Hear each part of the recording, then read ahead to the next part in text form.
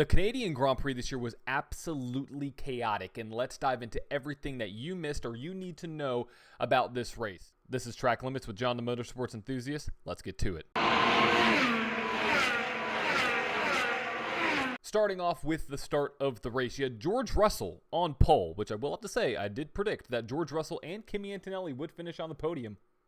And that happened if you haven't seen the race or haven't seen the results. Either way, George Russell led from pole, holding off Max Verstappen, and then Kimi Antonelli made an early move, overtaking Oscar Piastri on P1, on lap 1 for P3, and that was a huge move by the rookie. And so really quick early on, I'm going to ask you, do you think Kimi Antonelli could be a future F1 champion? I know that is a very, very, very far-fetched thing that could happen in the future, but this driver at only 18 is showing massive talent. And I'm going to ask questions throughout this video, so make sure to comment them in the chat when you are watching this. Do you think, yes or no, could Kimi Antonelli be a future Formula One champion?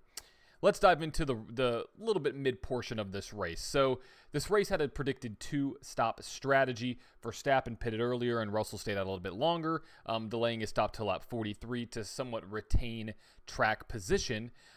And this race saw that there was a mix of basically the hard tires and the medium tires. The softs were completely shot. That was not a good option for any driver. But you saw Lando Norris and Charles Leclerc stay out on their hard tires to basically make sure that they could make it to the end of the race, but also they were having more grip and more success on those tires.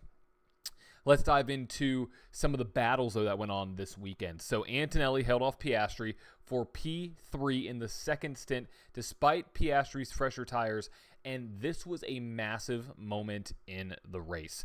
The reason why is because you had a charging Lando Norris on Oscar Piastri, then Kimi Antonelli, again, a rookie, being able to hold off the best driver from a finish, from a win, from a point perspective this season in Formula One, and did it with authority. That just shows you the level of composure with Kimi. It shows you his level of skill, but also how quickly he's able to adapt to go on the offense, to go on the defense. Kimi Antonelli, great job this week. And now, while we're talking about Kimi Antonelli, I want to ask you if you agree with this. This is my Happy Hour Racing Happiest of them all award. I got to give it to Kimi. I have to give it to Kimi. Obviously, George won the race, of course. George won the race.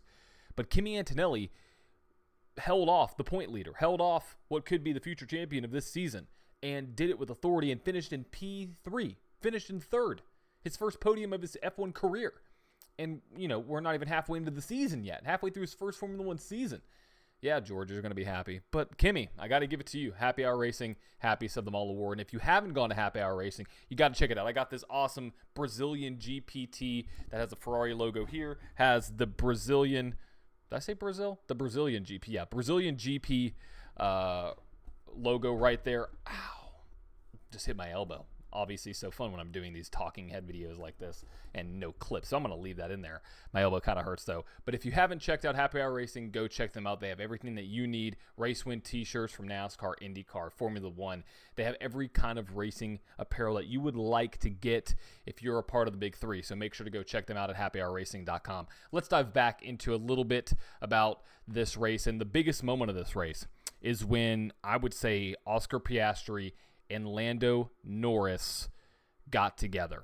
And that was, I think, a huge moment, not only for the team, not only for the points, but for Lando Norris.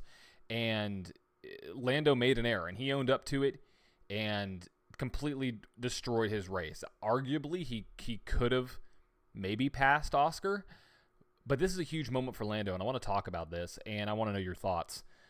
But I think this could be a huge turning point for Lando, whether he decides to build off of this and look at this and say, you know what, I'm not going to let this disturb me. I'm not going to let this affect my confidence, my headspace, and keep on moving forward. Or is this going to, is this the boiling point? I mean, obviously there's no, I don't think, animosity between them. But I think from a mental capacity, this could, depending on how Lando handles this, could hurt Lando, unfortunately. But I do believe that Lando Norris can bounce back from this, and I think he should. And so, if you don't know, basically on the front straight, Lando had a run, and Oscar was defending, and Oscar defended up to the point where he could, and Lando essentially just made a mistake trying to pass and crashed into the pit wall. And it was a huge moment in the race. I mean, huge moment in the race. And looking out through the rest of the race, you had George Russell out front at this point and Verstappen chasing him, and the gaps had somewhat kind of been dwindling down. It was going to be a great battle to the end, but at the end, George Russell, Verstappen, Antonelli, top 3. And I think this is a good sign for Mercedes, and I want to know your thoughts on this. Is Mercedes making a comeback? Could this be a comeback for Mercedes at this point of the season? I mean, we've seen them been one of the most consistent teams, and now they are firmly second place in the standings after Ferrari's woes. And speaking of Ferrari, got to make sure that you know that, Lewis Hamilton unfortunately did hit a groundhog. Very, very, very sad. Probably one of the saddest moments I've ever seen in a race. And very unfortunate there. Hopefully, that we can somehow get these groundhogs off track, because there was a whole family of them apparently. And it's not the first time that happened this weekend. Apparently it was I believe it was a GT3 race that took place.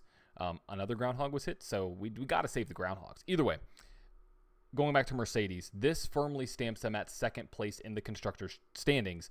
I think this could be a turnaround for Mercedes, because McLaren didn't really have anything for them. They had to win off of strategy and not off of pace. And so the question is, for you, is this the real start of the Mercedes comeback? Yes or no? Looking back through the finishing positions, Piastri finishes P4th. Leclerc finishes P5th after a terrible communication between Leclerc and the team. He was confused why they went on a different set of tires versus the mediums. He wanted to, he just didn't understand the strategy call, essentially, and more strategy woes there. And Hamilton finishes 6th after, unfortunately, hitting that groundhog. And so looking through the rest of the field, Alonso P7, Hülkenberg P8, both scoring points in back-to-back races, with Ocon in 9th and Sainz in P10. And so Sainz going from 16th to 10th shows that pace, and I think he could have finished even better if that qualifying run wasn't so bad. But then again, you see Sainz in the points again with that Williams. Alex Albon retired on lap 48, by the way, due to a power unit issue. And also Liam Lawson retired, with the Racing Bulls choosing to conserve engine mileage, which I think is a good opportunity for them. I mean, they weren't really going to do a lot of that race anyways. I think might as well conserve that. So as we look forward into the future, we don't have a race this weekend. We have a race next weekend. It is the Austrian GP, the Red Bull Ring. Very cool race there going on Sunday, June 29th. And so the question is, when it comes to the championship outlook, can McLaren regroup for the Red Bull Ring, or is this tide turning? I think this is a turning point within the season, because Mercedes looked really good. Fast strategy.